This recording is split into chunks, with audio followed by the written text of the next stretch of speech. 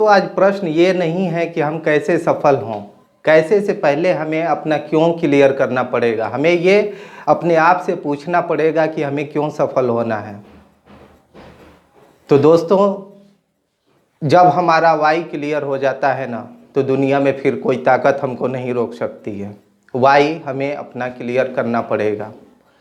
आप पूछिए अपने आप से कि आप क्यों सफल होना चाहते हैं। क्या आप वो ज़रूरतें, वो सारी चीज़ें आप कर पा रहे हैं जो जीवन में अब करना, अगर नहीं कर पा रहे हैं तो करना होगा। क्यों करना होगा? क्योंकि आपसे बहुत सारी उम्मीदें जुड़ी हुई हैं। आप अकेले नहीं हैं, आपके साथ आपका परिवार है, आपकी माँ है, आपकी बहनें हैं। आपका परिवार होगा तो आपकी वाइफ है, आपका बेटा है। उनको आप देखिए, वो बड़ी आशा के साथ आपकी तरफ देख रहे हैं कि आप एक दिन सफल होंगे, उनके सारे सपनों को पूरा करेंगे, उनकी ज़रूरतों को पूरा करेंगे। सोचिए, आज वह बीवी, वह बच्चे को आज रात में उठ के आप देखिएगा लाइट जला के कि वो कैसे बेखबर होके सो रहे हैं। उनको भरोसा है आप पे। दोस्तों, आपको भी अपने ऊपर भरोसा करना पड़ेगा। उनके लिए आपको सफल होना है, अपने माँ के लिए, अपने परिवार के लिए, अपने समाज के लिए, अपने देश के लिए आपको रास्ता दिखाना होगा। दोस्तों, आपको उठना होगा, आपको लड़ना होगा, आपको जीतना होगा, आपको सफल होना पड़ेगा।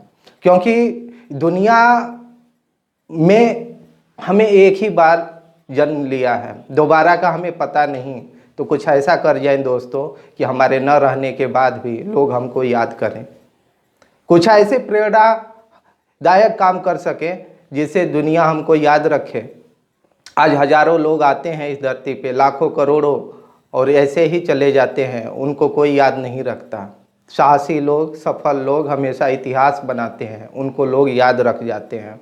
तो आपको अपने के लिए अपना वाई को क्लियर कर लीजिए, लक्ष्य को बड़ा बनाइए और फिर लक्ष्य को पाने के लिए अपना। सफल लोग सफल होते हैं और असफल लोग असफल। आखिर कारण क्या है कि सफल लोग सफल होते हैं? इनके कुछ कारण आज हम सर्च कर पाए हैं। तो हम ये देखते हैं कि हर सफल व्यक्ति के पास उनका अपना खुद का लक्ष्य होता है और असफल लोगों के पास बहाना होता है।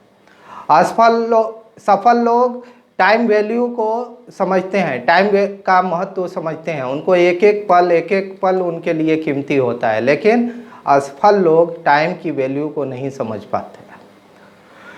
सफल लोग जो होते हैं उनमें पॉजिटिवनेस होती है, वो सकारात्मक होते हैं हमेशा। उनको अपने ऊपर बिलीव होता है और वो अपने काम के प्रति पैशनेट होते हैं।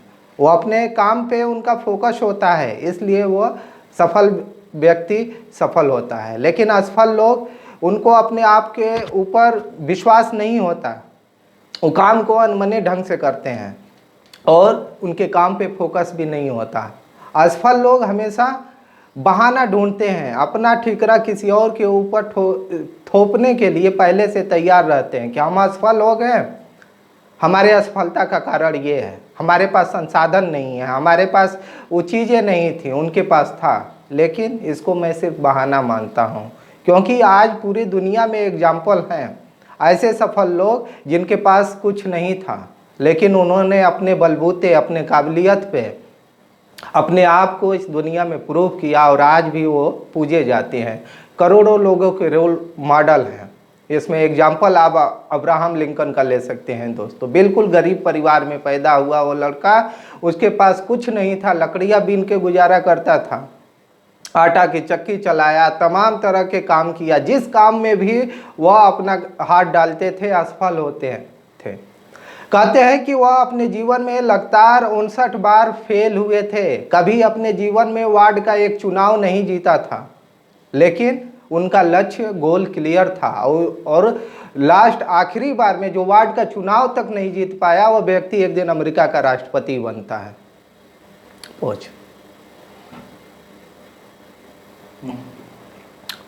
एक बार की बात है दोस्तों, एक व्यक्ति था, वो जो भी काम करता था वो फेल हो जाता था, उसमें असफल हो जाता था, बार बार करता था, असफल हो जाता था।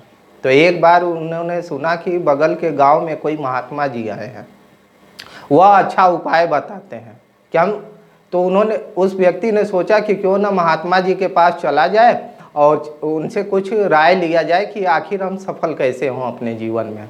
महात्मा जी के पास गया और अपनी बात को कहा कि महात्मा जी ऐसी बात है कि मैं कोई भी काम करता हूँ उसमें हमें असफलता लगती है, हाथ लगती है।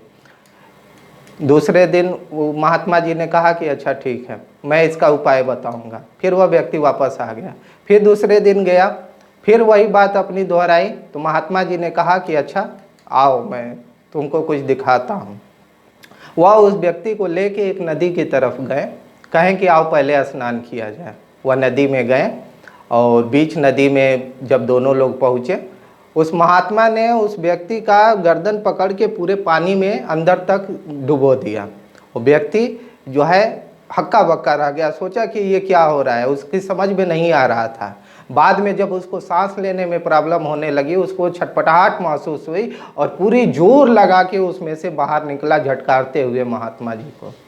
वो बाहर आया ऊपर और चिल्लाते हुए कहा महात्मा जी से कि अरे आपने ये क्या किया, ये क्या कर रहे थे। महात्मा जी ने कहा कि कैसा महसूस हुआ। गुस्से में ये व्यक्ति बिल्कुल लाल, बिल्कुल गुस्से में बोला कि ये क्या कर दिया आपने। व्यक्ति, महात्मा जी ने कहा कि पहले शांत हो जाओ, कैसा लग रहा था जब अंदर गए थे पानी के अंदर। तो व्यक्ति ने कहा कि बिल्कुल महात्मा जी, हमें घबराहट हो रही थी, अब सांस जैसे लग रहा था कि अब मैं जीवित नहीं रह पाऊंगा। महात्मा जी ने कहा कि कोई भी काम करो, ऐसे काम करो कि जैसे कि अब तुम्हारी सांस निकलने वाली हो, प्राण निकलने वाली हो। अगर इस तरह से तुम काम करोगे तो जीवन में कभी असफल नहीं होगे।